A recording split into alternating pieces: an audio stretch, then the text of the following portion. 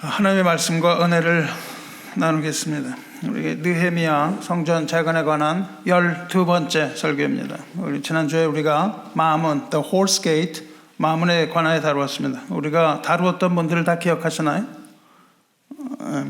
뭐죠? 양문, 어문, 옛문, 골짜기문, 분문, 샘문, 수문, 그리고 마문이었습니다. 모두 몇 개죠?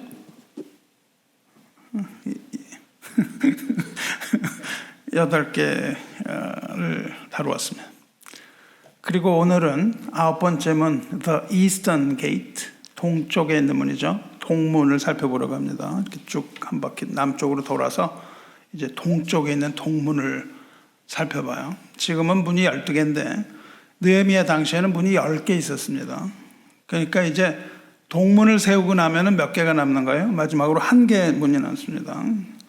그 마지막 남은 문까지 보수하면 모든 불탄 문과 무너진 성벽이 다 재건되고 우리 예루살렘 성은 회복되는 것이죠. 이 동문을 소개하려고 하다 보니까 밤을 새워도 이거를 소개할 수가 없는 거예요. 그래서 오늘은 그 일부만 하고 다음 주에 2부를 하려고 합니다. 동문을 소개하려면 에스겔에 관하여 우리가 알아야 되고요. 에스겔을 알아야 될 뿐만 아니라 요한계시록을 알아야만 동문이 가지는 의미를 알 수가 있습니다. 그래서 선지자 에스겔과 사도 요한을 소개해야만 합니다.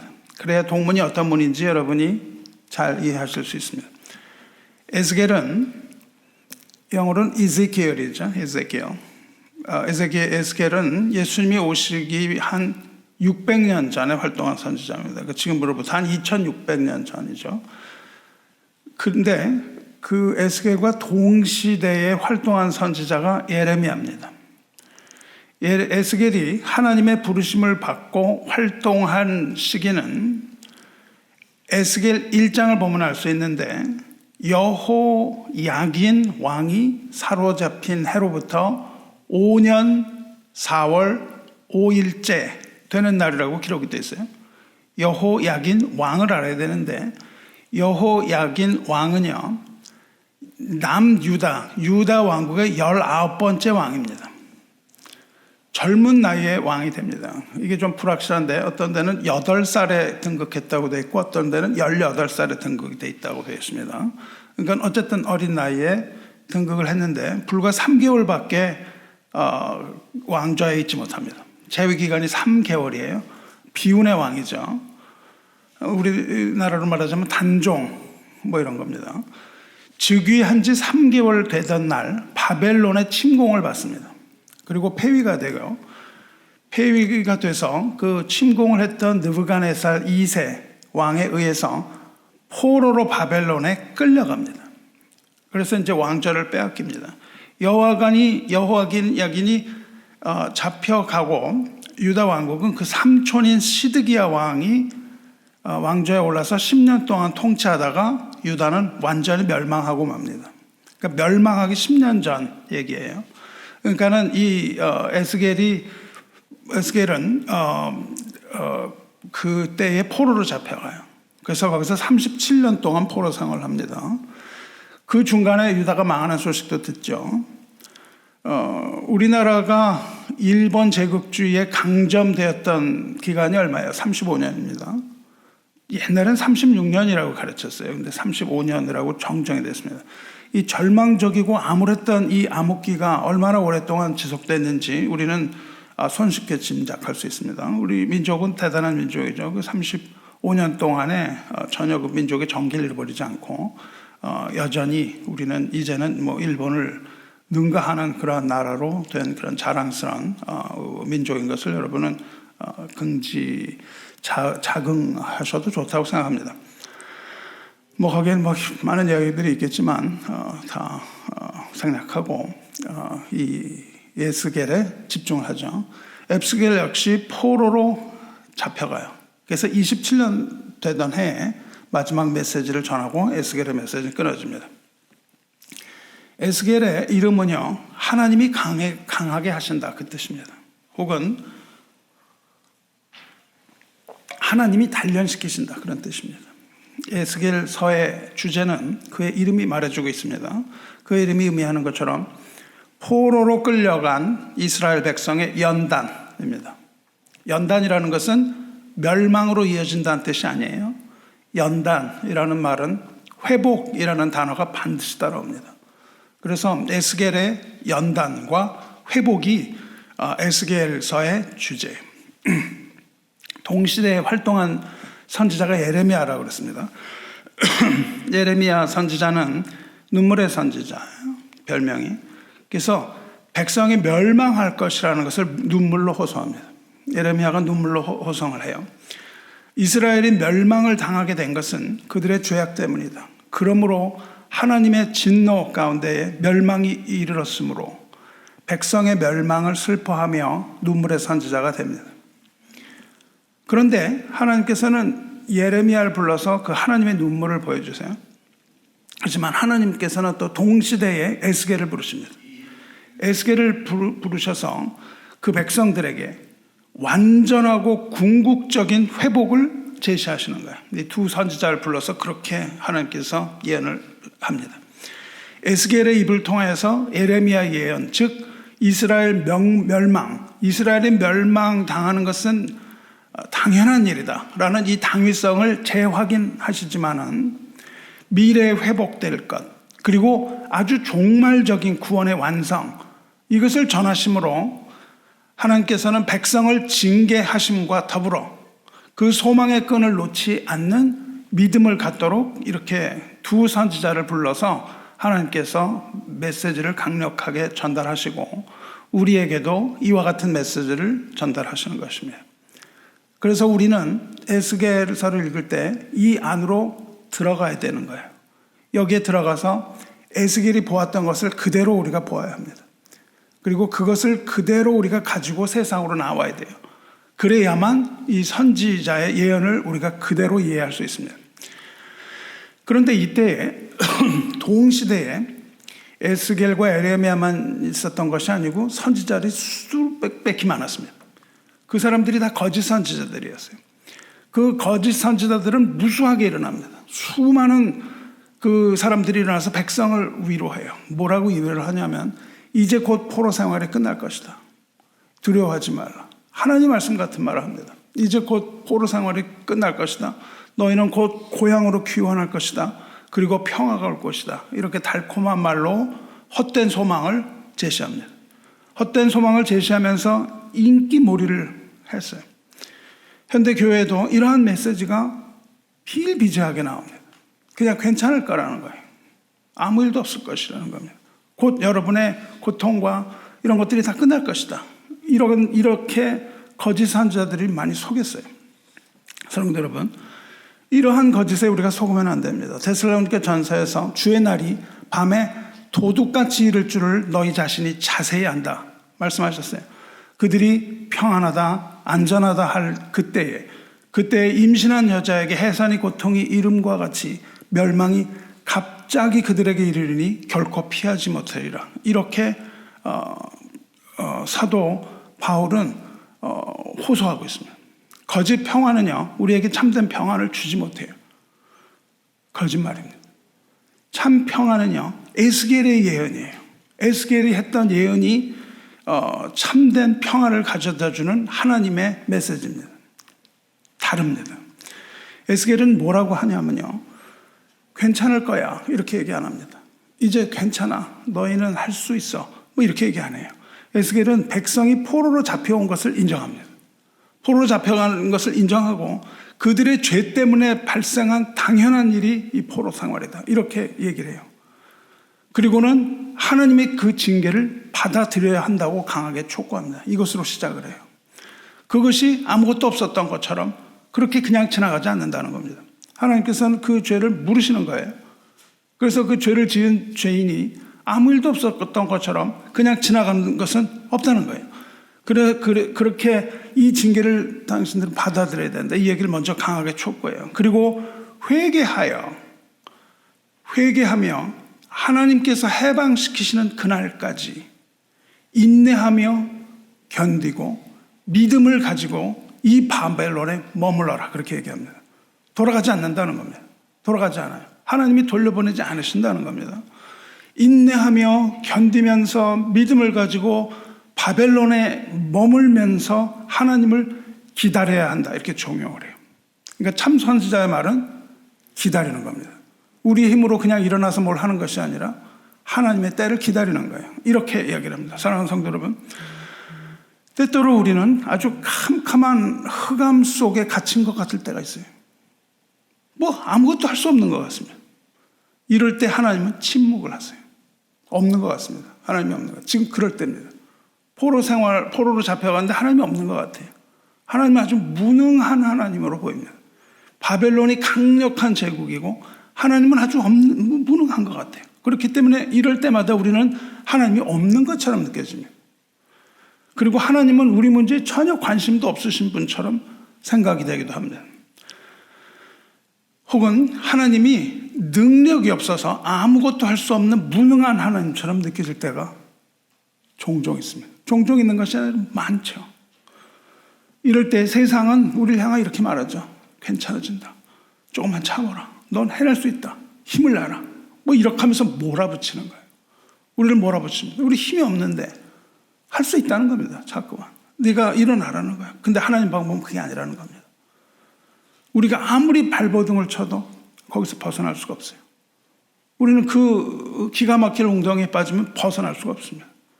근데 하나님께서 침묵으로 우리에게 요구하시는 것이 무엇입니까? 믿음과 기다림이에요. 믿음과 기다림이 아주 중요합니다. 그리고 선지자는 뭐라고 얘기하죠? 에스겔 선지자는 우리에게 그 자리에 있어라 그럽니다. 너의 죄를 인정하고 그 자리에 있어라. 그리고 뭐라 그러냐면 거기서 울어도 좋다, 그렇게 말합니다. 그 구덩이에서 울어도 좋다. 울면서 기다려라, 그렇게 얘기해요. 아니, 오히려 회개의 눈물을 흘리라, 그렇게 말합니다. 거기에서 회개의 눈물을 흘리면서 그 자리에 있으라고 말합니다. 울면서 새벽이 오길 기다려라, 그렇게 말합니다. 새벽이 오기까지는 하나님은 손끝 하나 까딱하지 않으십니다. 새벽이 오기까지는 손끝 하나 까딱하지 아니하시기 때문에 그 밤에 고통의 밤에는 하나님은 아주 무능하고 침묵하는 하나님으로 존재합니다. 하지만 하나님이 그렇게 침묵하시는 것은 다른 의미입니다. 하나님께서는 그 회개의 눈물을 흘리는 자에게 일어나라고 강요하지 않습니다. 그 회개의 눈물을 흘리는 자에게 일어나라고 강요하지 않고 하나님은 함께 울어주십니다. 그 고통이 하나님께 전달이 되는 거예요. 그래서 하나님의 그 눈물, 그 하나님 눈물 여러분 아십니까? 하나님은 절대로 죄악의 상태로 그대로 놔두지 않고 진노하심과 침묵의 자리에서 함께 하시는 하나님이에요. 그리고 시간이 되어 곧 해가 뜨는 아침이 되는 겁니다. 어둠이 있는 동안에는 우리는 웃지 못합니다. 이것을 자꾸 웃으라고 하는 것은 세상 가치관이 우리에게 강요하는 거예요. 하지 못하는 것을 하라고 강요합니다. 마치 힘들어서 누워있는 노예에게 넌 할 수 있다고 말하면서 채찍질을 하면서 일으키는 것과 동일합니다. 우리는 그런 거짓 유혹에 속아서는 안 돼요.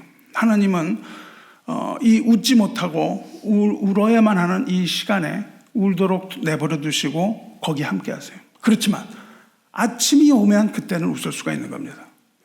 어둠 속에서 무능해 보이던 그 하나님이 하나님의 때, 즉 해가 뜨는 이 아침이 되면 그때 하나님은 전지전능한 하나님으로 나타나시는 거예요. 그때 하나님께서 일하시는 때가 되는 겁니다. 그리고 그때가 되면 비로소 우리는 웃을 수가 있는 거예요. 시편 30편 5절에 그렇게 말합니다. 그 하나님의 노여움은 잠깐이요. 그 밤은 하나님의 노여움이 때문에 그 노여움은 잠깐이요. 은총은 평생이로다. 그 짧은 시간이에요. 그 밤이 짧은 시간이고 아침이 온다는 겁니다. 저녁에는 울음이 기숙할지라도 아침에는 기쁨이 오리로다, 이렇게 말해요. 이것이 바로 우리의 좌절과 절망과 이런 것들을 이겨내는 방법입니다. 하나님은 그 아침이 올 때 해가 뜨게 하셔서 그 빛이 들어오게 돼요. 그 빛이 들어오는 것이 동문입니다. 동쪽을 향하여 열린 그 문에 들어와요. 이 기숙하던 이 울음은 아침에 기쁨의 웃음으로 변할 겁니다. 세상이 주는 그 헛된 희망, 그 헛된 희망에 속아서 발버둥 치고 일어나려고 하지 말고 그 어두움 가운데에 처하게 된 것이 나의 죄라는 것을 인정하고 하나님 앞에 잠잠히 기다리며 주님의 때를 기다리는 것, 이것이 하나님의 지혜입니다. 이러한 성도가 되어 인내로서 모든 어려움 이기는 성도 되시기를 축원합니다. 포로로 잡혀간 이 백성이 믿음과 인내로 하나님의 때를 기다리면 하나님께서 그들을 포로로 잡아갔던 바벨론을 심판하실 것이라는 메시지를 줍니다. 그리고 그때에 하나님의 영광이 온 세상에 빛나는 아침을 맞을 것이다. 이러한 예언이 선포돼요. 언약에 신실하신 하나님께서는 하나님의 영광을 위하여 바벨론을 심판하실 것이고 하나님의 언약 백성, 하나님이 약속을 맺으신 그 백성을 반드시 구원하실 것이다. 이 약속이 주어집니다. 이 약속을 믿고 지금 처한 하나님의 징계를 흔쾌히 받아들이라. 그리고 기다리라는 것이죠. 그러면 최종적으로 너희들의 본토로 귀환하게 될 것이며 그때 비로소 하나님의 나라가 완성된다. 이 말을 선포하는 거예요. 그러므로 에스겔서는요, 최종적인 구원을 말합니다. 최종적인 구원, 즉 이 세상 마지막 날, 주님의 날, 하나님의 나라의 완성에 대하여 이야기하고 있는 책입니다. 여러분이 에스겔서를 읽으실 때요, 마지막 때를 읽으셔야 돼요. 종말을 읽으셔야 됩니다. 이 구약의 에스겔서는 종말에 관한 예언이죠. 마지막 때에 대한 예언과 계시입니다.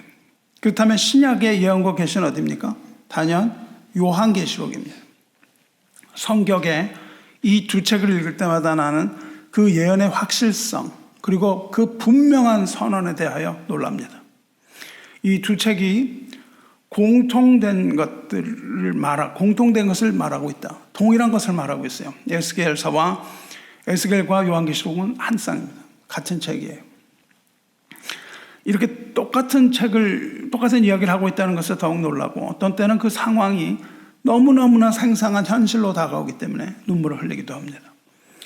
이 동문을 설명하려고 하다가 이 설교를 하다가 그래서 동문에 관하여 쭉 설교 어떻게 해야 된다는 말씀을 받은 후에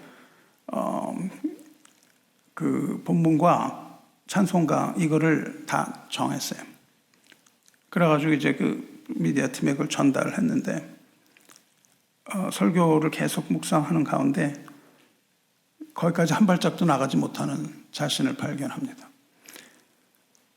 이것을 이야기하지 않고는 그 비밀에 대하여 이야기할 수가 없다는 생각에 이르렀어요. 그래서 이것을 둘로 쪼개서 이번과 다음에 대해서 설교를 하려고 합니다. 그래서 지금 에스겔과 요한계시록에 대한 것을 먼저 말씀을 드리려고 합니다. 에스겔서의 핵심 주제는요, 종말이라고 말씀드렸잖아요.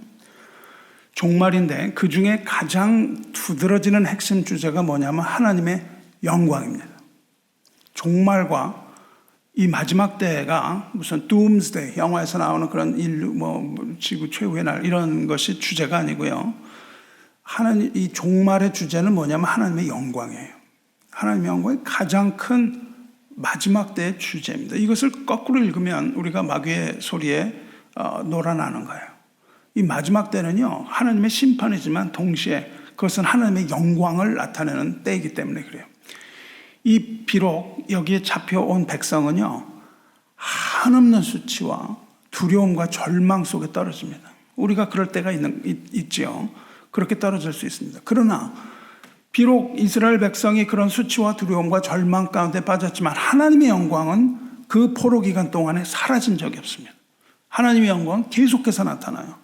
에스겔서를 보면 계속 그 영광이 나타나는 것을 보여줍니다. 그래서 에스겔은 예언자로 하나님의 소명, 부르심을 받는 그 순간부터 하나님의 영광의 형상을 드러냅니다. 에스겔이 1장을 보면 그발 강가라는 데가 있어요. 그거는 이제 바벨론 강이죠. 바벨론 강가에 있는데 환상 가운데 하나님의 영광을 봅니다. 거기서 하나님의 영광을 바라본 그 에스겔은 하나님의 보좌를 보게 돼요. 그런데 하나님의 보좌를 보는데 그 위에 앉은 사람의 형상을 바라봅니다. 하나님의 영광을 볼 때 사람의 모습이 보여요. 그런데 그 에스겔이 본 그 사람의 이 허리 이상은 달아오른 쇠와 같다, 그렇게 표현을 해요. 하나님의 영광이 인간의 모습으로, 인자의 모습으로 나타나는데 달아오른 그 쇠, 붉게 달아오른 쇠, 그리고 거기서 불같은 광채가 사면으로 뻗어나가는 그걸 봅니다. 그 사람으로부터 뻗어나가는 광채를 봐요. 이 하늘 보좌에 앉은 인자에게서 나오는 그 광채는 어떻게 표현이 되냐면 마치 비 오는 날 구름에 있는 무지개 같은 빛이었다, 그렇게 말합니다. 그러니까 아주 찬란한 오색의 그 형형 색색의 빛이, 광채가 하늘로부터 나오는 것을 에스겔이 봐요. 이렇게 보좌로부터 비 오는 날 구름에 있는 무지개 같은 그 찬란한 하나님의 광채를 본 에스겔은 하나님의 영광 앞에 압도됩니다. 여러분도 이와 같은 하나님의 영광을 눈으로 보게 되기를 주님의 이름으로 축원합니다. 하나님의 영광을 본 자는 하나님의 영광에 압도되는 거예요. 이것이 없고는 우리가 신앙생활을 할 수 없습니다. 하나님의 영광을 봐야 돼요.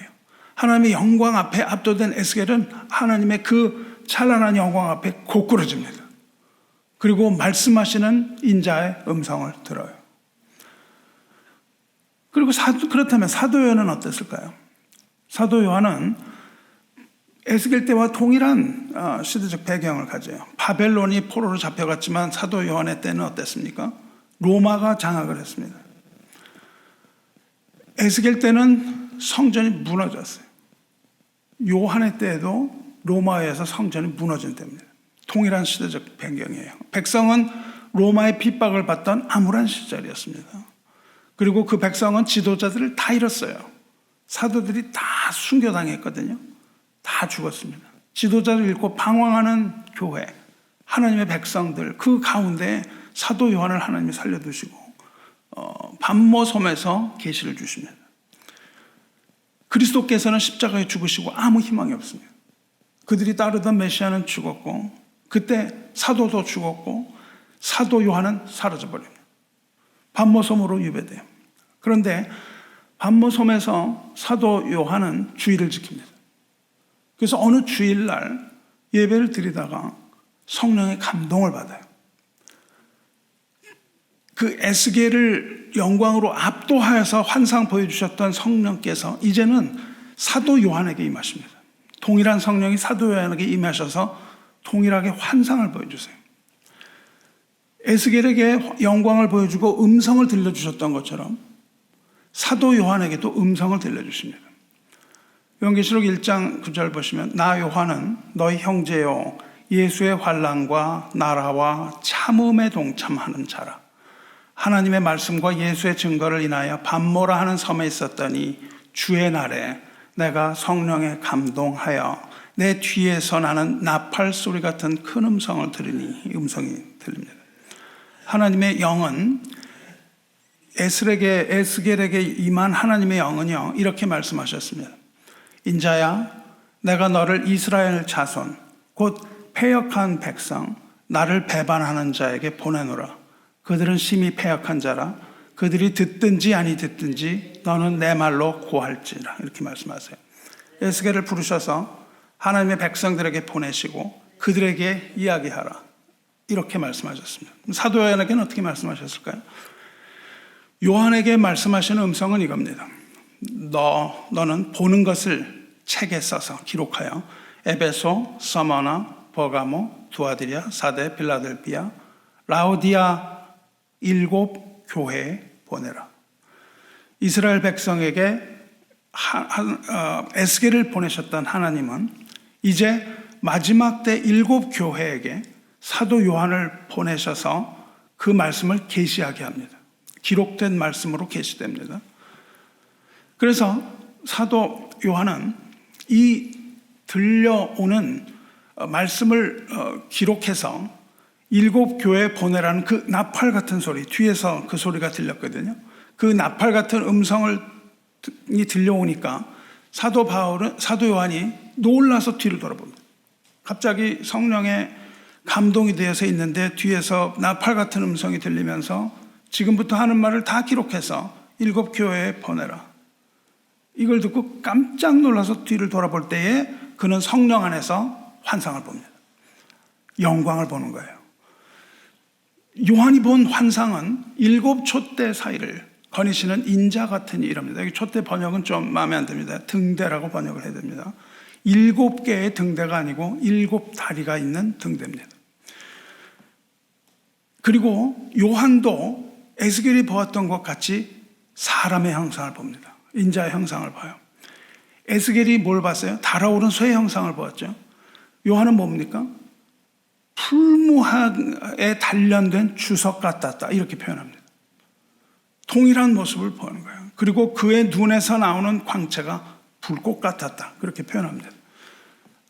에스겔이 보았던 것을 그대로 보게 되죠. 그리고 그 인자의 머리에, 얼굴에 있는 그 머리털, 흰색입니다.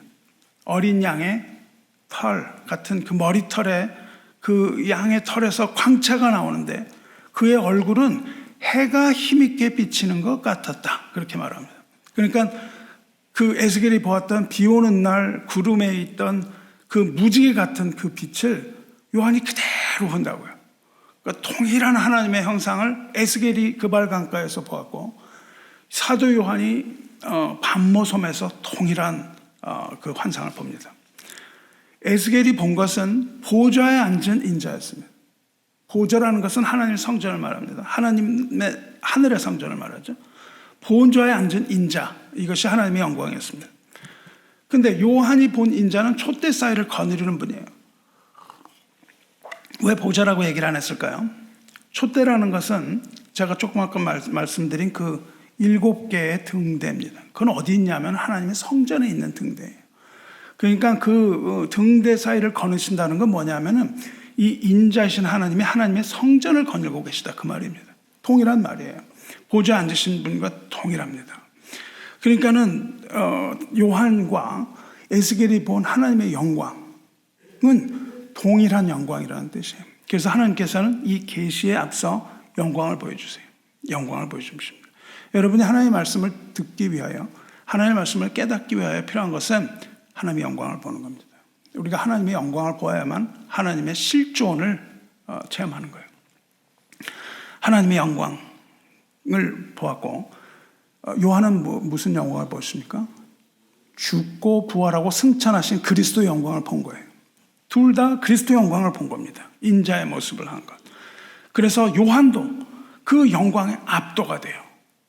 압도가 되고 그 압도된 가운데 그 앞에 고꾸라집니다. 동일한 모습을 보여요. 그리고 거기에서 계시의 말씀을 듣습니다. 계시록 1장 11절에 이렇게 되어 있죠. 내가 볼 때 그 모습을 보고 그 발 앞에 엎드려져 죽은 자같이 되매 그가 오른손을 내게 얹고 가라사대 두려워 말라, 나는 처음이요 나중이니 알파요 오메가, 나 처음이요 나중이니 곧 산자라, 내가 전에 죽었었노라. 누구예요? 예수님이시죠. 에스겔서와 계시록의 핵심 주제가 뭐라고요? 하나님의 영광이에요. 그래서 에스겔서는 그 영광을 쭉 가져갑니다. 계시록은 뭐예요? 이 하나님의 영광이 쭉 계속되는 얘기를 해요. 거기에 나오는 666 짐승의 표 이런 것들은 부차적인 이야기입니다. 그것이 아니라 하나님의 영광이 계속되는 걸 보여줘요. 하나님의 영광이 계속됩니다. 이렇게 우리가 하나님의 영광이라는 걸 여러분 아셔야 돼요. 동문이라는 것은 하나님의 영광과 밀접한 관계가 있습니다. 그래서 우리 교회가 필요한 동문 보수에 있어서 가장 중요한 것은 하나님의 영광을 드러내는 것이에요. 가장 중요합니다. 에스겔서의 두 번째 주제가 있는데, 두 번째 주제는 하나님의 집입니다. 하나님의 성전이에요. 하나님의 성전은 바벨론에 의해서 무너졌습니다. 그런데 하나님께서는 우리가 한 번도 보지 못한 성전을 에스겔에게 보여주세요. 한 번도 지어진 적도 없고 본 적도 없고 이러한 성전을 하나님께서 보여주세요. 그리고 성령에 이끌려서 에스겔은 그 성전 안으로 들어갑니다. 이 성전 안으로 쭉 들어가는 이야기가 에스겔 이야기예요. 그 전에 그 성전에 들어가기 전에 하나님께서는 모든 책망의 말씀을 다 하십니다. 너희의 죄 때문에 이렇게 되었다 뭐 이런 얘기를 다 하세요. 그리고 그것을 너희의 죄를 분명하게 전하라. 내 백성의 죄를 그들에게 전하라. 이 말씀을 하십니다. 그리고 이제 8장이 되면 하나님의 영광이 다시 나타나요. 하나님의 영광이 다시 나타나고 에스겔은 성령의 감동을 받습니다. 성령께서는 에스겔의 영혼을 들어 올립니다. 영혼을 들려 올려서 마치 이 드론이 타고 날아가는 것처럼 이렇게 하늘 위로 올라가서 그 성전의 모습을 다 보여주세요. 그러니까 에스겔은 성령에 이끌려서 성전의 모습을 보이는 거예요. 그리고 그 성전에서 일어나고 있는 모든 일을 다 보여주십니다. 성전에서 일어나고 있는 일들을 다 보여주세요. 주의 영이 나를 들어 천지 사이로 올리시고, 하늘로 올리셨다는 거예요. 천지 사이로 올리시고 하나님의 환상 가운데 나를 이끌어 예루살렘으로 가서 안뜰로 들어가서 북향한 문에 이르시니 거기엔 뭐가 있냐면 거기에는 질투의 우상, 곧 질투를 일어나게 하는 우상의 자리가 있는 곳이라. 하나님의 성전을 가보니까요, 이걸 들려서 하나님의 성전에, 거룩한 하나님의 성전에 들어가니까 뭐가 있냐면 거기에는 우상이 앉아 있는 겁니다. 우상이 앉아 있어요. 하나님의 진노를 부르는 우상이 거기에 앉아 있습니다. 그 안에서, 하나님의 성전 안에서 온갖 더러운 일들이 다 일어나고 있는 거예요. 요한계시록은 어떻습니까? 요한계시록 사도 요한에게도 동일한 일이 일어나죠. 하나님께서는 2장에 3장에서 걸쳐서 7교회를 책망하는 말씀을 전하십니다. 그리고 4장이 되면 하나님의 영광이 요한의 영을 잡아채서 하늘로 끌어올립니다. 여기서는 snatch, 영을 잡아 올렸다는 거예요. 잡아챘다는 겁니다. 휙 잡아채서 올라갑니다. 이 일 후에 내가 보니 하늘에 열린 문이 있는데 내가 들은 바 처음에 내게 말하던 나팔 소리 같은 그 음성이 가로되 이리로 올라오라. 이후에 마땅히 될 일을 내가 내게 보리라 하시더라. 내가 곧 성령에 감동하였더니 보라, 하늘의 보좌를 베풀었고 그 보좌 위에 앉으신 이가 있는데, 이렇게 하나님의 영광이 보여요. 그 이후에 사도 요한이 뭘 봅니까? 사도 요한이 하나님의 성전을 보는 거예요. 사도 요한도 하나님의 성전으로 들어갑니다. 거기에 뭐가 있냐면 하나님의 백성을 미혹하는 모든 것들이 있어요. 그 전에 7교회의 실상을 다 폭로하십니다. 교회라고 하는 곳에서 일어나고 있는 더러운 일들, 교회 안에서 교회답지 못한 것들, 일어나고 있는 백성들의 모습, 이거를 다 폭로하는 거예요. 폭로가 우선입니다. 폭로가 우선이고 하나님의 성전에 들어가는데 거기 하나님의 백성을 미혹하는 것들이 있다는 거예요. 여러분이 하나님의 교회에 나왔지만 여러분을 미혹하는 것들이 있다는 겁니다. 그 멸망에 가증하는 것이 거룩한 곳에 서는 걸 보거든 유다에 있는 너희는 산으로 도망하라 하신 예수님의 말씀처럼, 다니엘이 예언했던 것처럼 이 멸망에 가증한 우상과 음녀, 이 백성을 미워하는 용과 옛뱀과 이런 것들이 하나님의 백성을 미혹하는 것을 봅니다. 하나님의 집, 하나님의 교회를 흔들어서 미혹당하게 하고 우상을 숭배하는 악한 영을 봐요. 이것이 중간까지 얘기예요. 사랑하는 성도 여러분, 에스겔서는요, 이스라엘 백성을 미혹하고 하나님의 성전인 예루살렘에서 쫓겨나고 백성이 다시 하나님의 집으로 귀환하게 되는 얘기예요. 그러니까 백성을 미혹하는 것이 있었고 그 바벨론으로 나타나죠. 그래서 하나님의 성전이 예루살렘에서 쫓겨나고 성전은 무너지고 백성이 포로로 있다가 다시 하나님의 집으로 귀환하게 되는 내용입니다. 요한계시록은 어때요? 요한계시록 역시 하나님의 집, 이 교회를, 하나님의 교회를 장악하려던 음녀와 짐승과 그리고 그것을 지배하는 용, 곧 옛뱀이라고도 불리고 마귀라고도 불리는 사탄이 쫓겨나는 이야기입니다. 하나님의 집으로부터 마귀가 쫓겨나는 이야기예요. 그리고 하나님의 남은 자녀들이 그 성전 안으로 들어가는 이야기가 요한계시록입니다. 에스겔과 동일해요. 그리고 하나님의 남은 자녀들은 완성된 하나님의 나라 새하늘과 새 땅에서 영원히 살게 되는 이 스토리, 이 두 가지 스토리가 패럴렐, 손을 맞대면서 이렇게 전개가 되는 거예요. 그래서 이 본론을 말하기 전에 몇 가지 더 부연 설명을 하려는 겁니다.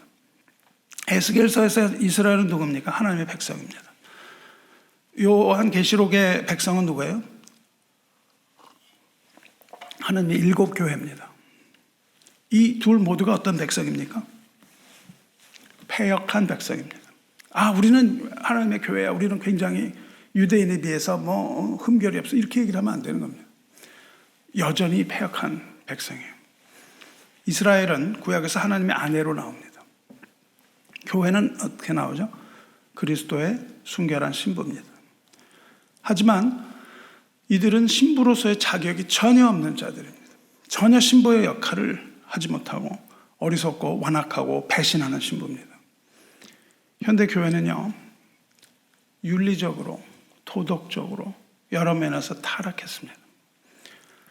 그래서 세상으로부터 질책을 받아요.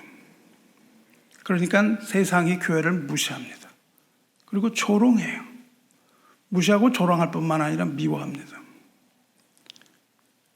그런데 더 큰 문제가 있습니다. 더 큰 문제는요, 내부적으로 교회를 비판하는 소리가 큽니다. 내부적으로. 물론 우리 스스로 돌아보고 각성하고 하는 이런 자성적인 목소리가 필요해요. 근데 우리가 교회를 비판하려면 반드시 그것은 사랑에 근거해야 됩니다. 사랑에 근거해야 돼요. 여러분, 교회를 미워하지 마시기 바라요. 타락한 교회를 미워해서는 안 됩니다. 너무 의로워지면 안 돼요. 내가 너무 의로워지면, 비판하는 목소리는 난 괜찮은데 교회는 이렇게 얘기하잖아요. 그게 아닙니다. 우리 너무 의로워지면 안 돼요. 우리 한국에요, 기윤실이라는 단체가 있습니다. 제가 아주 싫어하는 단체입니다. 기독교 윤리를 이야기해요. 여러분, 기독교에 윤리가 있습니까? 없습니까? 당연히 있습니다. 우리가 윤리적인 삶을 살아야 됩니까? 아닙니까? 당연히 살아야 됩니다. 하나님 안에서 도덕적인 삶을 살아야 됩니까? 말아야 됩니까? 당연히 살아야 됩니다. 그런데 이 단체를 이끄는 분이, 중에 손모 교수라는 분이 있습니다. 이들의 모임은 기독교 윤리를 실천하자 이겁니다. 그런데 그 교회 장로인 분이 이런 발언을 했습니다. 개신교 역사상 지금의 한국 교회만큼 타락한 때는 없었다. 그렇겠죠. 그러면서 뭐라고 붙이냐면요, 한국 교회가 위기를 극복하기 위해서는 완전히 망해야 된다. 완전히 망해야 된다. 이렇게 얘기를 해요. 성도 여러분, 이런 말을 들을 때 어떤 생각이 드십니까? 옳습니까? 한국 교회는 완전히 망해야 됩니까? 아주 의롭습니까? 이분은 전혀 흠결이 없어요. 한국 교회가 완전히 망하다는 이런 심판의 메시지를 전할 수 있습니까? 물론 교회의 타락은 심각한 문제가 아닐 수 없습니다. 그런데 그렇다고 해서 교회가 완전히 망해야 합니까? 여러분, 여기에 사랑이 느껴지나요? 완전히 망해야 된다. 여러분의 자녀가 완전히 타락했다고 쳐보세요. 마약을 하고 뭘 하고 타락. 그러면 여러분은, 야 이놈아, 네가 타락했으니 넌 완전히 망해야 된다. 이렇게 여러분 얘기를 하시겠습니까? 너 이제 희망이 없어. 넌 완전히 망해라. 이렇게 말하겠습니까? 그렇지 않죠. 그 자녀를 징계할 수는 있지만 망하라고 하지는 않지 않겠습니까? 주님이 보시기에 교회는 어떨까요? 망할 것 같습니다. 망할 것 같아요. 교회는 타락했고요. 더 이상 희망이 없어 보이는 게 사실입니다. 더 이상 어린 양의 신부로서 부적격 판단을 받은 거예요. 신부의 자격을 다 잃어버렸습니다. 더 이상 신부 역할을 하지 못할 것 같은 이 멍청하고 타락한 이 신부 교회를 향해서 주님께서 이 위기를 극복하기 위하여 너는 완전히 망해야 된다. 주님이 이렇게 말씀하십니까?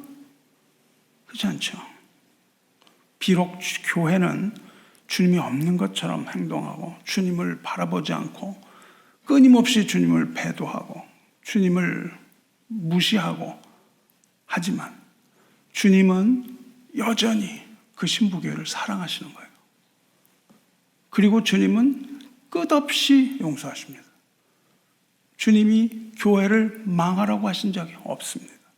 그런데 누가 감히 나서서 그리스도의 몸인 교회를 망하라고 할 수가 있겠습니까? 윤리적인 것을 위하여 망하라고 할 수가 있겠어요? 주님께서는 끝없이 용서하시는 주님입니다. 하지만 주님의 징계는 시퍼렇게 살아있는 겁니다. 주님께서는 우리를 징계하시지만 망하게 하지는 않겠다고 하시는 거예요. 여러분, 세상이 우리를 욕한다 그래서 세상이 우리를 욕하는 것만큼 우리가 타락했습니까? 왜 타락한 걸로 보이죠? 왜 타락한 걸로 보이냐면 세상이 생각하는 기준이 너무 높기 때문이에요. 그것이 사실입니다. 우리가 가야 하는 길이 너무 높은 거예요. 그래서 우리는 언제나 어느 시대나 타락할 수밖에 없습니다. 우리가 우리의 힘으로 하려고 하면 그 하나님의 기준을 만족하지 못하기 때문에 언제나 타락한 교회입니다. 그래서 이것은 누구만이 해결을 하는 거예요?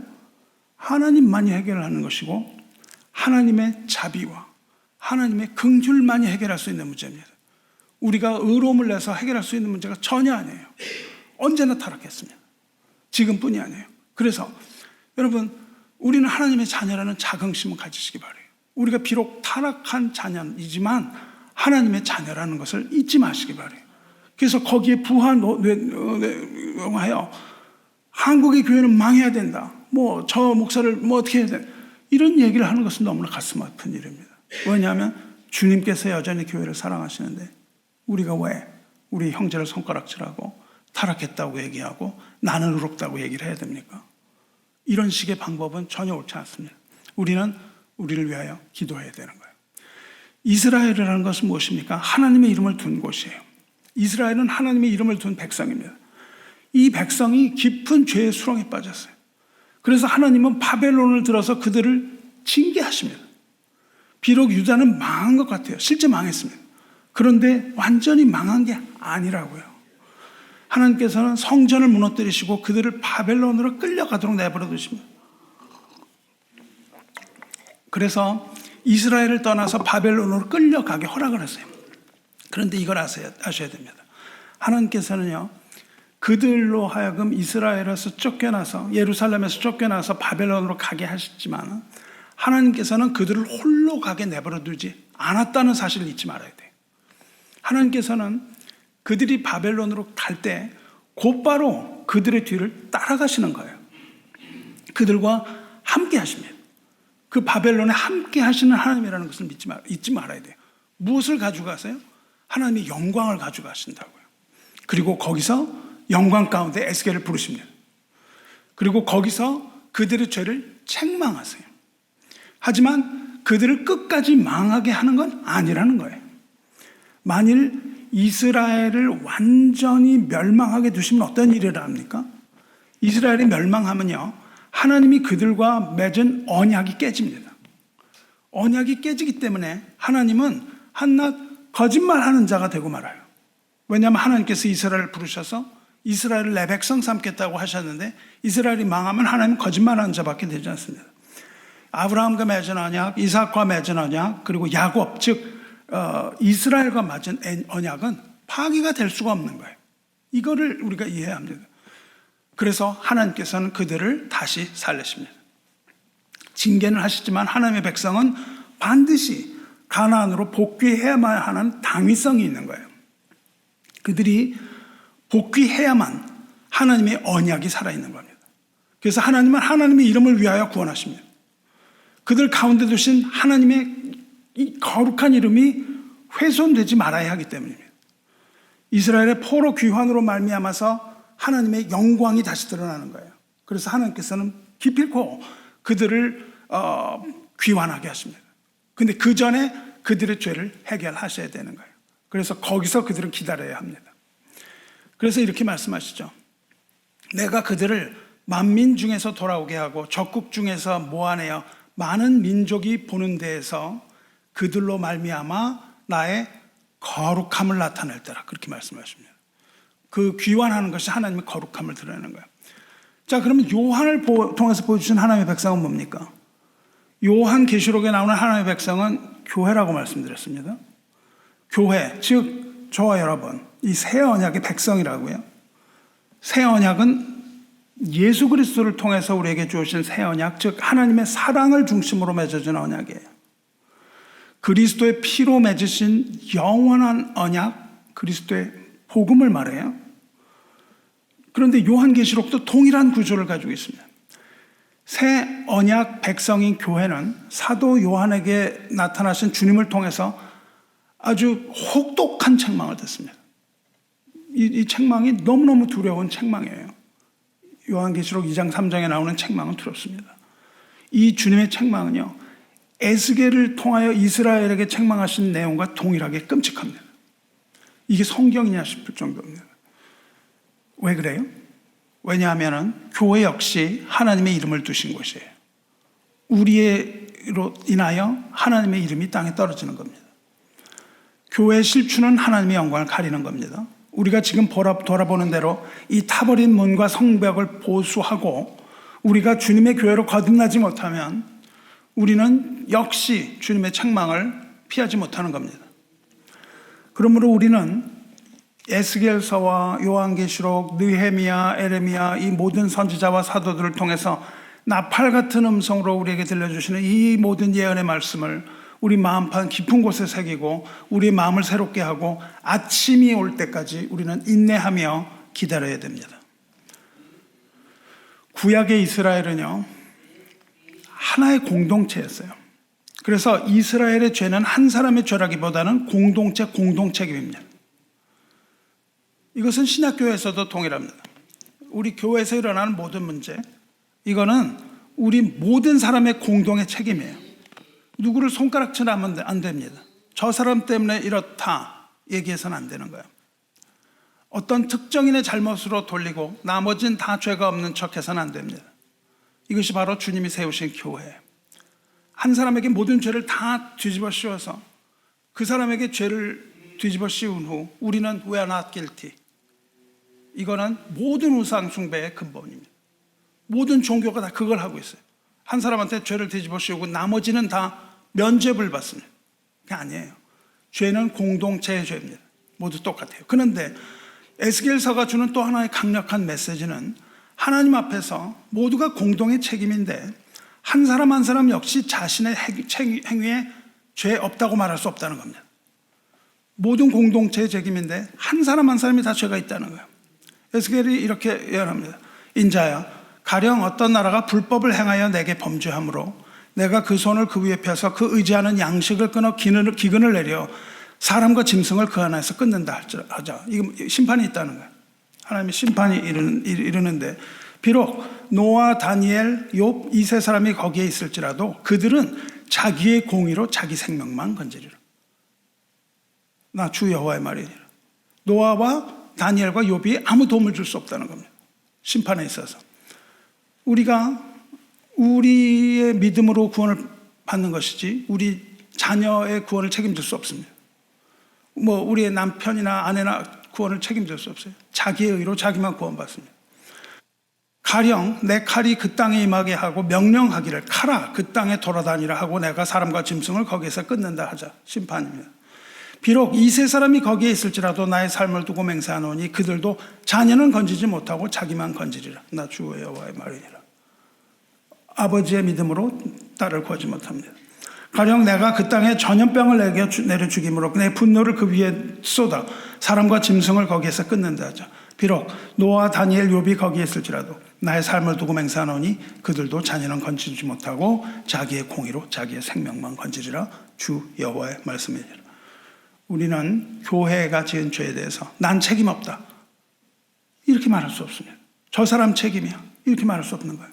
한국 교회가 어떻게 있다, 저 사람들이 잘못이야 난 아니야 이렇게 말할 수 없는 거예요. 한국 교회의 죄에 대해서 우리 모두는 공동 책임이 있습니다. 뿐만 아니라 교회의 구성원 한 사람 한 사람 모두가 다 나는 죄 없다 이렇게 말할 수 없다는 거예요. 만일 우리가 죄 없다 하면 스스로 속이는 거라 그랬습니다. 그리고 진리가 그 속에 있지 않다고 말했습니다. 이렇게 우리가 모두 책임입니다. 그런데 반대로 회개한 죄인에게 내리는 하나님의 은혜는 그 어떤 자라도 건드릴 수 없다는 겁니다.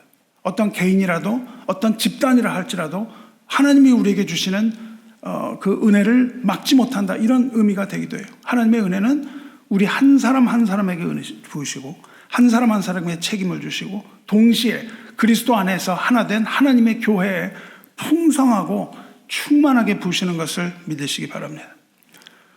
마지막으로 에스겔서는 이 땅에 있는 하나님의 성전을 보여주므로 궁극적으로 완성될 하나님의 나라의 실현을 저와 여러분의 마음속에 가져오는 거예요. 하나님의 나라를 우리 마음속에 가져온다고요. 약속된 구원의 은총을 체험하는 백성은 함께 하시는 하나님과 깊은 교제에 들어가요. 그 가운데서 마침내 회복되는 성전과 같이 하나님 나라에서 하나님을 보게 되는 겁니다. 여러분은 문자적으로 에스겔서를 읽어서는 안 됩니다. 문자적으로 에스겔서를 읽는 사람들 세대주의자들이라고 말해요. 우리는 영적인 눈으로 에스겔서를 봅니다. 하나님께서 환상으로 에스겔에 보여주신 성전은 신약 교회와 교회를 통한 하나님 구원 계획을 상징적으로 잘 표현해요. 그래서 우리가 에스겔을 읽을 때 에스겔이 받았던 그 영감이 오늘을 살아가는 우리 마음 가운데 큰 울림을 주는 겁니다. 그리고 지금 이 시간도 우리도 하나님의 보좌 앞으로 끌어올려간 것처럼 하나님의 나라를 미리 체험하게 되는 거예요. 교회는 이 영적인 이스라엘로서 구약의 모든 예언이 성취되고 있는 겁니다. 그리스도의 십자가로서 이스라엘과 교회가 하나가 되는 거예요. 그래서 에스겔서와 요한계시록이 하나가 되는 겁니다. 그리고 약속대로 유업을 이루는 거예요. 사랑하는 성도 여러분, 에스겔 중심 내용은 징계가 아니라 회복이에요. 회복. 고통이 아니라 기쁨입니다. 포로 생활이 아니라 고향으로의 귀환이에요. 노예 생활이 아니라 해방된 자유인으로서의 삶을 이야기하고 있습니다. 그리고 이것이 바로 요한계시록의 핵심 주제예요. 하나님의 나라를 그리고 있는 이 성경 전체 스토리가 그겁니다. 요한계시록은 두려운 심판과 전쟁의 이야기입니다. 그렇지만 마지막으로 요한계시록이 보여주는 그 결론은 하나님 나라 회복입니다. 20장에서 요한계시록 20장을 보면 사탄과 교회의 영적인 전쟁이 피크를 이루어요. 그리고 그 전쟁이 막을 내립니다. 무적행에서 용이 풀려나죠. 그래서 곡과 마곡의 전쟁을 일으키는데, 아마겟돈 전쟁을 이루는데, 우리 지난 설교를 기억하시면 곡과 마곡의 전쟁이 어디에 나옵니까? 에스겔서에 나오는 겁니다. 에스겔서에 나왔던 곡과 마곡의 전쟁이 요한계시록 20장에 나온다고요. 그래서 그 전쟁에 패한 사탄은 불과 유황못에 던져지고 최후 심판이 이루어집니다. 에스겔서 38장 39절을 다시 읽어보시면 곡과 마곡의 전쟁이 있어요. 이렇게 사탄과의 전쟁이 막을 내리고 이제 하나님의 도성 예루살렘이 회복이 됩니다. 그 후반부예요. 그리고 포로로 끌려온 이스라엘 백성이 회복돼서 본향인 가나안으로 귀환합니다. 계시록 결론이 어때요? 하나님의 자녀 아담은 이제 그 본향인 에덴으로 귀환을 합니다. 그런데 그것은 새로운 에덴이죠. 바로 새하늘과 새 땅, 새 예루살렘으로 상징되는 하나님의 나라, 우리가 나온 바, 우리의 본향입니다. 이것이 성경의 웅장한 대서사시. 성경은 본향으로 돌아가는 순례자의 모습이죠. 우리가 그렇게 본향으로 돌아가는, 우리가 본향을 다 잊어버리고 사는 것이 인류의 가장 큰 비극이라고 그랬잖아요. 고향이 어딘지도 모르고 살아가는 사람들. 그리고 이제 에스겔서 마지막으로 가보면 48장에 나와요. 48장에 가면 이스라엘은 땅을 찾습니다. 그리고 그 땅을 유업으로 나누어 줘요. 그리고 그들은 그 새로운 성읍에 돌아가서 거기 삽니다. 이 성읍, 이스라엘이 돌아간 이 성읍이 영적으로 볼 때 요한계시록의 새 예루살렘이에요. 그 성에 들어간 에스겔이요, 뭘 보냐면 12개의 문을 본다고요. 그 문들의 이름은 이스라엘 12지파의 이름을 따라 붙인 문이라고 되어 있습니다. 들어가서 문을 봐요. 그 성읍의 문들은 이스라엘 지파의 이름들을 따를 것인데, 북쪽으로 문이 셋이라, 북쪽에 3개 있습니다. 하나는 루벤 문이요, 하나는 유다 문이요, 하나는 레위 문이요. 동쪽의 너비는 4,500척이니 또 한 문이 셋이라, 동쪽으로 문이 3개 있어요. 요셉 문이요, 베냐민 문이요, 단 문이며, 남쪽으로도 3개 문이 있습니다. 서쪽으로도 3개의 문이, 나프탈리 문까지 3개의 문이 있습니다. 그러니까 문이요, 온 열방을 향하여, 온 세상을 향하여 다 열립니다. 온 세상을 향하여 3개씩 문이 다 문이 있습니다. 이스라엘 12지파의 이름으로 지은 문은 이스라엘이 완전하게 회복됨을 뜻합니다. 이제 그 이름을 따라서 12지파가 온전히 회복돼요. 그 성읍이 완전히 회복되는 거예요. 이 문들은 우리가 여태까지 추적해왔던 느헤미야 때처럼 초라하게 불탄 문이 아닙니다. 이것은 완성된 문이에요. 우리가 닫고자 하는 그 문들입니다. 그리고 그 성벽은 무너진 성벽이 아닙니다. 완전히 소생하고 완전히 고쳐져서 회복돼서 완전해진 12개의 문이 동서남북을 통하여 열려 있습니다. 사랑하는 성도 여러분, 이제 왜 이 불탄 성문이 재건축되어야 되는지 여러분은 아시겠습니까? 하나님의 나라는 12문으로 완성되기 때문입니다. 이렇게 12문으로 완성된 그 성읍에 새로운 이름이 붙여집니다. 새로운 이름이 붙여져요. 그 성읍에 새로운 이름이 붙여지는데 성읍의 새로운 이름이 여호와 삼마입니다. 여호와 삼마는 무슨 뜻이냐면 여호와께서 거기 계시다는 뜻이에요. 그러니까 그 성읍에 하나님이 계시다는 뜻입니다. 그 성읍에는 성전이 없고 여호와 자신이 성전으로 그 안에 계시는 것입니다. 에스겔이 말하는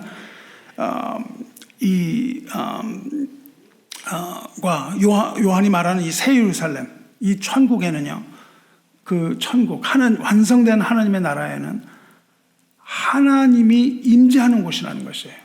그리고 하나님의 성전이 거기에 재건된 곳입니다. 그리고 거기에서는 완전히 해진 예배가 살아계신 하나님께 드려지는 곳입니다.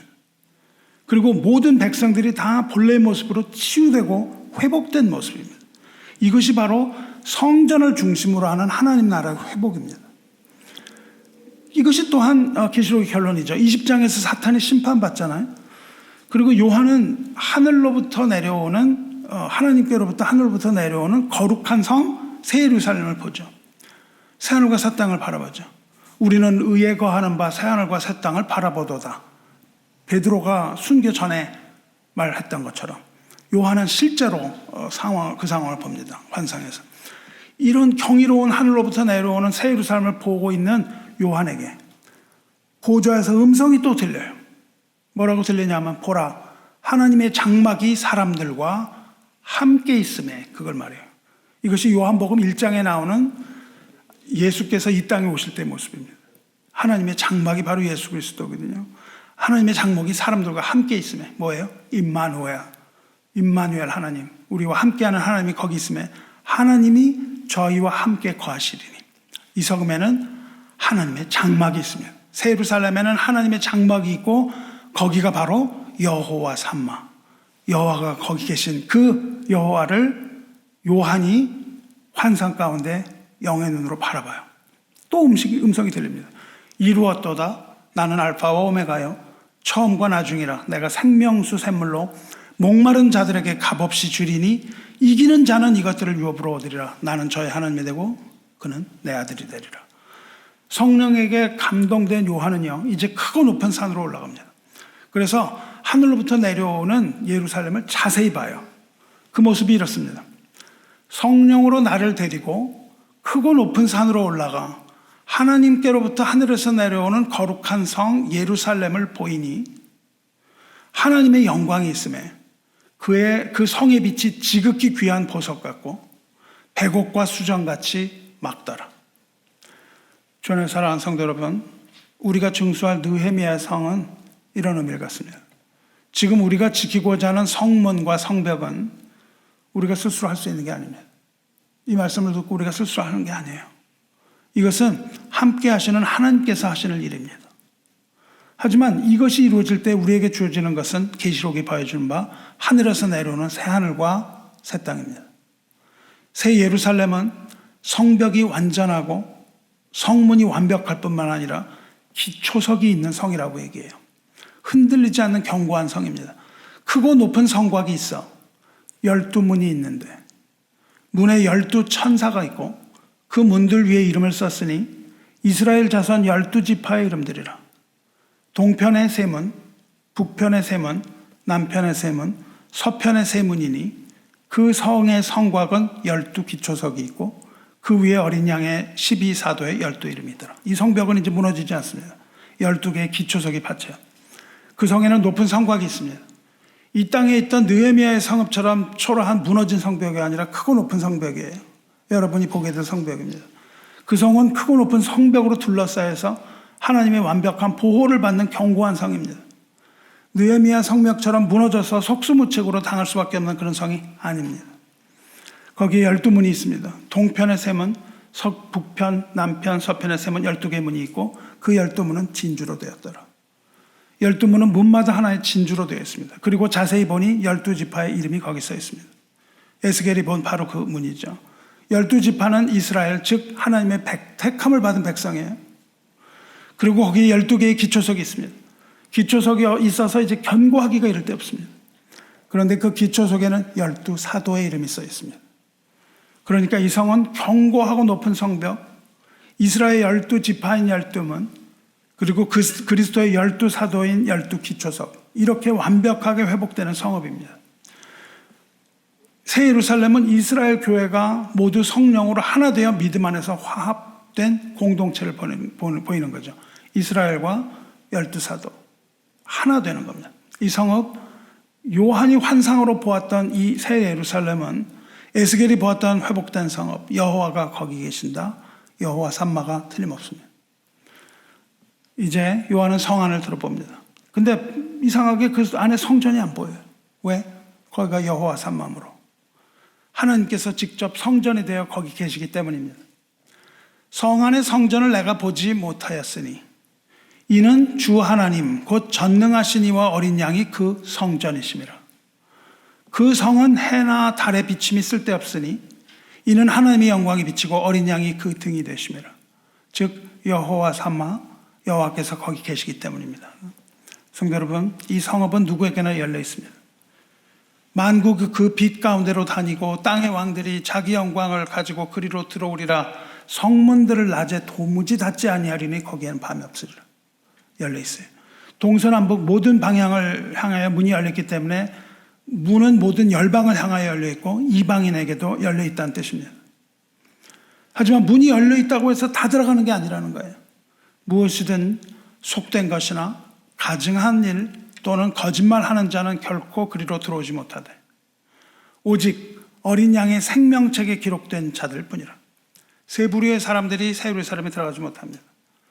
첫째로 속된 자, 속된 자는 하나님을 모독하는 자라는 뜻입니다. 즉 우상 숭배자, 하나님의 나라에 들어가지 못합니다. 둘째로 가증한 일을 하는 자, 가증한 일, 하나님이 미워하시는 일을 하는 자입니다. 하나님이 미워하시는 자는 하나님 나라에 들어가지 못합니다. 마지막으로 거짓말하는 자, 거짓말하는 자는 마귀의 자식을 말합니다.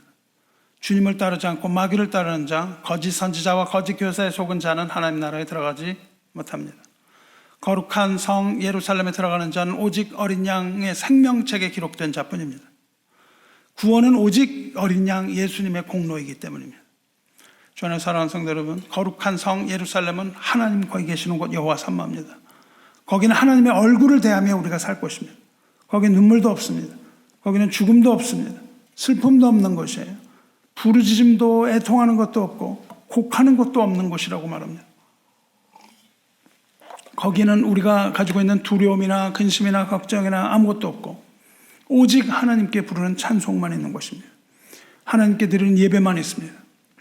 그리고 복 있는 자가 누리게 되는 그 기쁨과 끊이지 않는 감사만 있을 뿐입니다. 하지만 자기의 악한 죄를 버리지 아니하고는 거기에 들어가지 못한다는 겁니다. 우리가 거룩한 성 예루살렘에 들어가지 못한 이유가 뭡니까? 거룩한 성 예루살렘에 들어가지 못하는 이유는 우리가 용서받을 수 없는 중한 죄이기 때문에 그런 게 아니에요. 죄인이기 때문에 들어가지 못하는 것이 아닙니다. 우리가 하나님의 나라에 들어가지 못하는 이유는 우리에게 열려있는 문, 그 구원과 은총의 문을 거절하고 여전히 죄 가운데 있으므로 용서받지 못하기 때문에 들어가지 못합니다. 우리의 죄 때문에 들어가지 못하는 것이 아니라 죄를 용서받지 못했기 때문에 들어가지 못하는 거예요. 우리가 천국에 들어가지 못하는 것은 우리가 죄를 계속 지어서 그런 것이 아니라 그 죄를 용서받지 못하기 때문에 우리는 천국에 합당하지 못한 거예요. 우리는 죄를 짓지 아니라고 발버둥 치는 인생이 아니라 그 죄를 용서받는 자가 되어야 돼요. 그리고 그 죄를 용서하는 분은 그리스도 예수밖에 없습니다. 그래서 그리스도 예수를 믿지 않는 자는 그 죄를 해결하려고 발버둥을 치지만 들어가지 못합니다. 누구든지 주의 이름을 부르는 자는 구원을 얻을 겁니다. 여러분 아직 구원의 확신이 없습니까? 그렇다면 마음의 문을 열어야 돼요. 마음의 문을 열고 주 예수를 믿으시기 바랍니다. 그러면 우리와 우리의 집이 구원을 얻는 겁니다. 말씀 마치겠습니다. 거룩한 성 예루살렘은 12지파 이름으로 된 12개의 모든 문이 완벽하게 서 있고 성에 또한 성벽이 높아서 아무도 범접하지 못하는 곳이에요. 그리고 거기는 12사도의 터를 의미하는 12기초석이 있어서 온전한 성입니다. 거기에는 하나님이 함께 계셔서 함께 하실 그 영원한 곳이에요. 이제 우리가 꿈을 깨야 됩니다. 여태까지 여러분 꿈속에서 하나님을 봤어요. 그렇죠? 우리가 꿈속에서 환상에서 하나님을 봤습니다. 그러면 이제 우리는 현실로 돌아와야 됩니다. 비록 우리가 이런 현실로 돌아오지만 이렇게 소망으로 살아가지만 현실의 교회는 어때요? 문이 타버린 이 땅의 교회입니다. 현실은 여전히 그런 현실을 가지고 있어요. 여전히 고통이 있고 여전히 영적인 전투가 계속되는 이 땅의 교회는 전투하는 교회입니다. 이 전투는 주님이 오시는 그날 새하늘과 새 땅을 우리가 바라보는 그날까지 그치지 않는 거예요. 지금은 어둠의 때니까 인내하면서 불타버린 성문을 고치고 무너진 성벽을 고치며 사는 겁니다. 인내로서 영적인 전투를 하고 슬프고 어려워도 우리는 아침을 기다려야 되는 거예요. 그 노여움은 잠깐이요 그 은총은 평생이로다. 저녁에는 울음이 기숙할지라도 아침에는 기쁨이 오리로다. 아침에는 우리가 웃을 겁니다. 아침이 오기까지는 인내로 기다리며 전투해야 돼요. 이러한 소망으로 마귀와 전투하는 이 치열한 세상, 그리스도 예수 안에서 여러분이 승리하시기를 주님의 이름으로 축원합니다. 다음 주에는 이어서 동문이 무엇인지 뜻하는 바, 그리고 오늘의 제목인처럼 문 밖에서 기다리는 분이 누군지 우리는 명확히 밝혀보고자 합니다. 기도하겠습니다. 사랑과 은혜의 하나님 아버지, 오늘 예배를 통하여 은혜를 베푸신 하나님께 감사와 존귀를 올립니다. 우리에게는 찾아갈 본향이 있습니다. 우리가 찾아가야 할 본향은 하나님께서 주실 새하늘과 새 땅, 하늘로부터 내려오는 거룩한 성, 새 예루살렘인 줄로 믿습니다. 그 성을 우리 믿음의 눈으로 내다보게 하시고 하여 주셔서 감사합니다. 에스겔에게 이마에서 보여주신 그 모든 신령한 것들 우리도 보게 하여 주시옵소서. 에스겔이 선포했던 회복의 소망을 우리도 갖게 하여 주시옵소서. 작게는 우리 인생의 모든 작은 일들로부터 크게는 하나님의 나라와 그 의에 이르기까지 인내하며 끝까지 이기게 하여 주시옵소서. 승리하게 하여 주시옵소서. 우리가 가고자 하는 본향은 생명수가 흐르고 12가실이 있는 곳, 만국을 치료한 잎사귀가 푸르른 곳, 영원한 기쁨만 있고 애통이나 눈물이 없는 나라이오니 거기 가는 그날까지 우리 믿음 지켜 주시옵소서. 거기에는 신부를 기다리는 어린 양이 기다리고 계시며 우리를 위하여 면류관과 세마포를 준비하고 계시는 곳이니 그 문으로 들어가게 하시고 주님을 찬양하며 거기에서 영원히 예배드리게 하여 주시옵소서. 주 안에서 우리는 기쁩니다. 비록 지금은 눈물과 고난이 우리를 어렵게 할지라도 주님을 생각하며 기쁨을 얻게 하여 주시옵소서. 새하늘과 새 땅의 주인이시며 하나님의 나라와 그의 의를 위하여 십자가에 죽으시고 부활하신 우리 주 예수 그리스도의 거룩하신 이름으로 기도드리옵나이다. 아멘.